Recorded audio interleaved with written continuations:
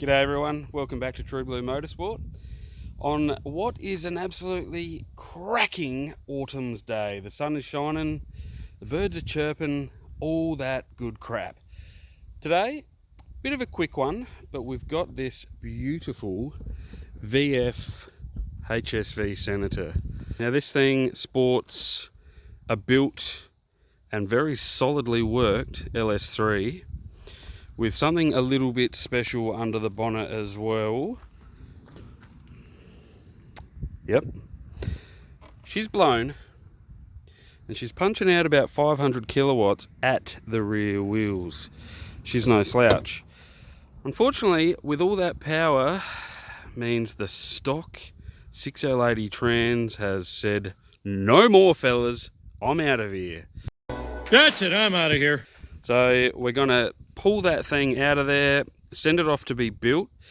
I believe the owner's gonna stick a high stall converter in this thing as well, should complement it quite nicely, and start getting all that power to the ground, because at the moment it sounds like somebody trying to learn how to drive a manual. It's, you know, she's pretty slippy.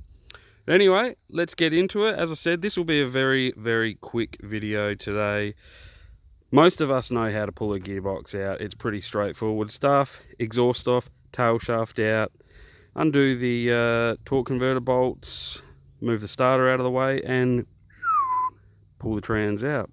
So I'm going to rip into that. I'll film what I can and I'll show you what I can, but just a very quick one just to show such a beautiful car in the workshop. Anyway, let's get into it, guys.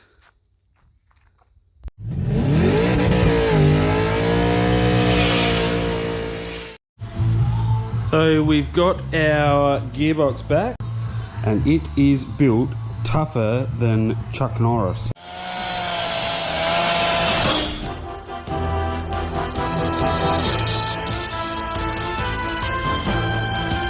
Pretty straightforward putting this thing back together. We'll obviously chuck the converter in, get the box bolted up, then we can put our tail shaft on, exhaust.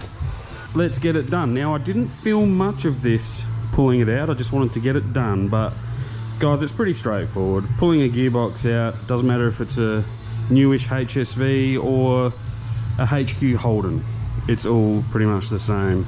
Take your exhaust off, take the tail shaft off, linkages for the shifter, undo the torque converter bolts, bell housing bolts, cross member of course, and lower the gearbox down. That's all there is to it. It's really not hard. So let's get this back in. I will film a little bit of this for you, but as I said, pretty straightforward stuff.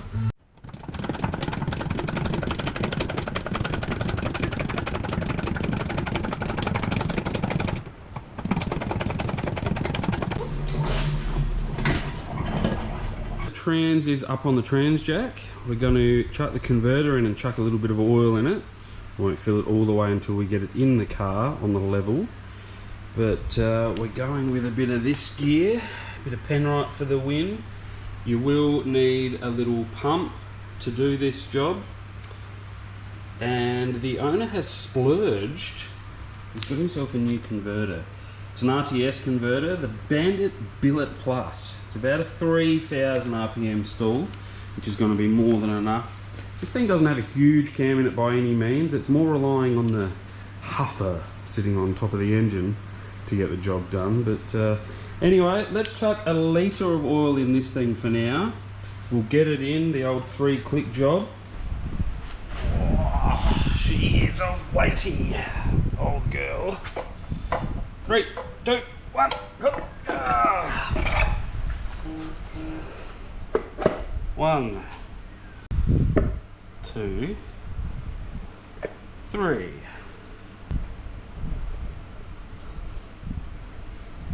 And there we go. Alright, well while the trans is out, we might as well take advantage of that and chuck some oil in here. We don't need the little pump to do this, so we'll at least get a few litres in her for now. Now as I said, the trans does need to be on a level surface, obviously bolted into the car. And to actually check the level in these things, you need to have them running with the trans oil between 30 and 50 degrees C. So you will need a scan tool just to show some live data.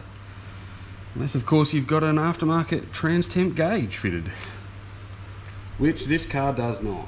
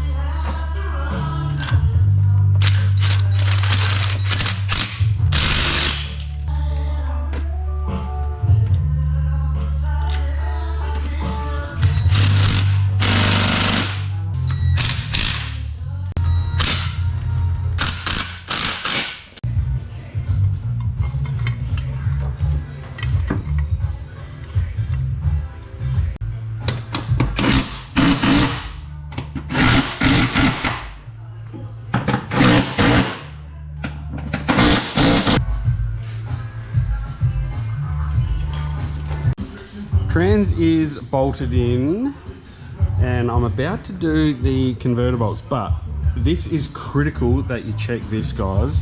Any new converter, pretty much any time you put a trans and a converter in, check your free play between the flex plate and the converter. So as you can see, the converter at the moment is butted up to the flex plate. So I'm just going to pry that backwards into the trans. Now you can see there's a bit of a gap. Now ideally what we want there is about 3 mil, between 3 and 5 mil is okay. So we'll get some feeler gauges up in there and check, but just from looking at it I can see it's about 2.5 to 3 mil. So I dare say this is going to be pretty well on the money, but always measure this. If you don't have enough free play, your converter is going to be pushing back into the trans and forward against the thrust of the crank. You wear out your thrust bearing in the crank and that can cause catastrophic engine failure. You can also put too much pressure on the front pump and start wearing things out in the trans. If there's too much play, when you bolt the converter up to the flex plate, it's going to bring the converter out of the trans, and it could bring it out far enough that it's not engaging on the front pump. There it is, that's not bad. I'm lining up the torque converter holes here. Not quite. Not bad. I dare say.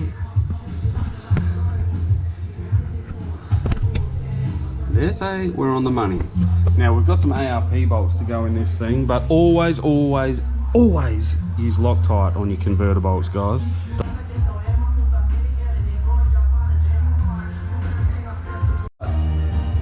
All 3 bolts are in and torqued up. A little bit of paint on the bolt and the flex plate, never goes astray. Now we can get the starter motor up in there, get the cooler lines hooked up. Alright, we've got our starter motor back in, just our 2 main bolts up there, couple of little brackets here and there to hold the loom away from these big ass pipes. Whew. There's some serious flow going through them. I'll tell you one thing though, these are a beautiful set of headers. Filippo, whatever you want to call it. They're a good thing. Anyway, the trans cooler lines are on, everything is buttoned up this end. Now we can chuck the tail shaft in, get the heat shield on, and put this big bad exhaust on. Look at the size of this thing, fellas. Golly. As with any late model Commodore, guys, we've got our rubber donuts on either end of the tail shaft. So 3 nuts and bolts on each end. Same up there. And then of course we've got our 2 bolts that go into the body to hold our center bearing.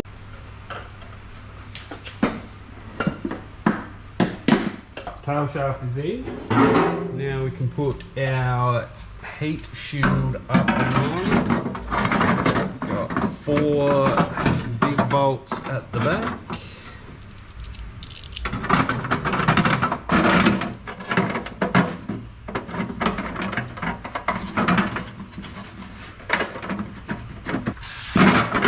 Little guys at the front.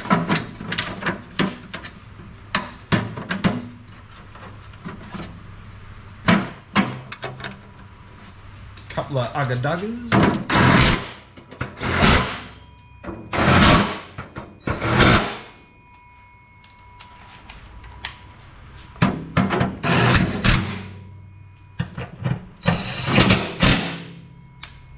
Now we can put our big bad exhaust on.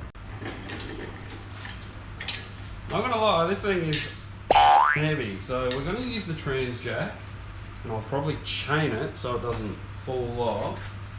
A little bit of money involved in this pipe work, so we've got to be careful. Easy, easy. Hut, yeah.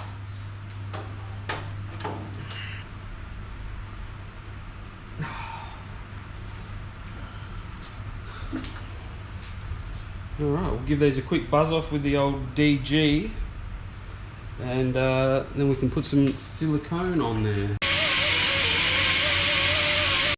So if you look here at these exhaust flanges, you can see where they've blown out the gaskets and they've been leaking pretty horrifically.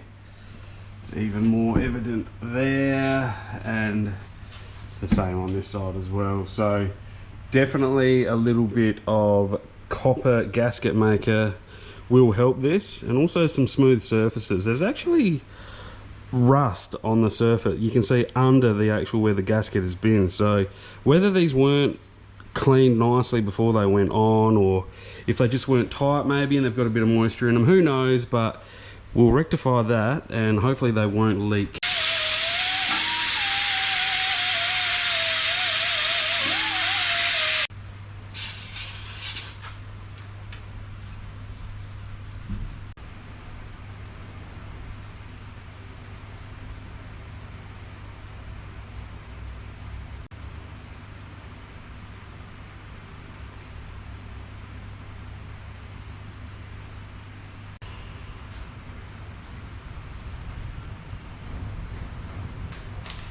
Doesn't matter.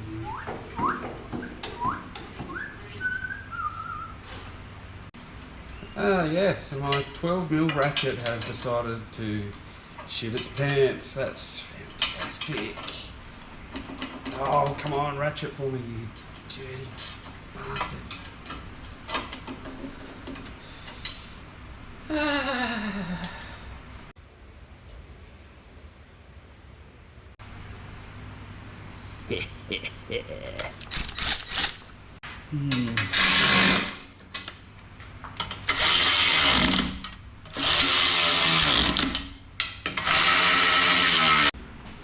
Righto, we're almost done. Just gotta top up the trans oil now. So as I said earlier, we need a little pump. Penrite actually do one specifically for the Penrite bottles. Once we start getting oil coming out the filler, we'll chuck the little bung in here, and then we need to run the car, start it up, run it through the gears, just let it sit, and with the scan tool we need to watch the trans temp and make sure it's up to 30 degrees C, between 30 and 50, and then we can jump back under it again with it running. Always got to do it with it running, guys, with an auto trans, because that way the torque converter is full of oil. If you turn it off, the oil drains back out of the torque converter into the trans pan, and it gives you a false reading. Pumping, pumping, filling trans oil, filling, filling.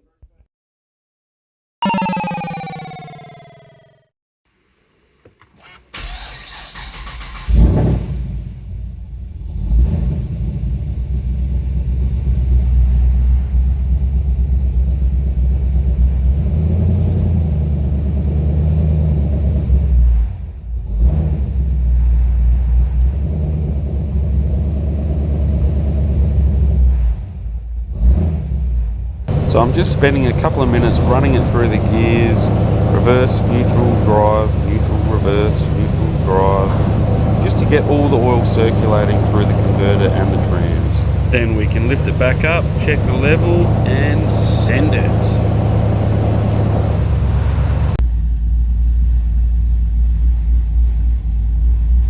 And that's it. She's done and ready to run amok.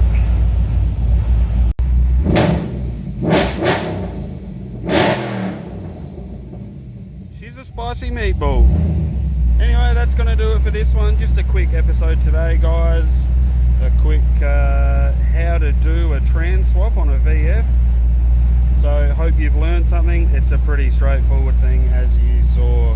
Anyway, thank you again. Please like, subscribe, share, tell your friends about the channel. True Blue Motorsport is what it is and where it's at.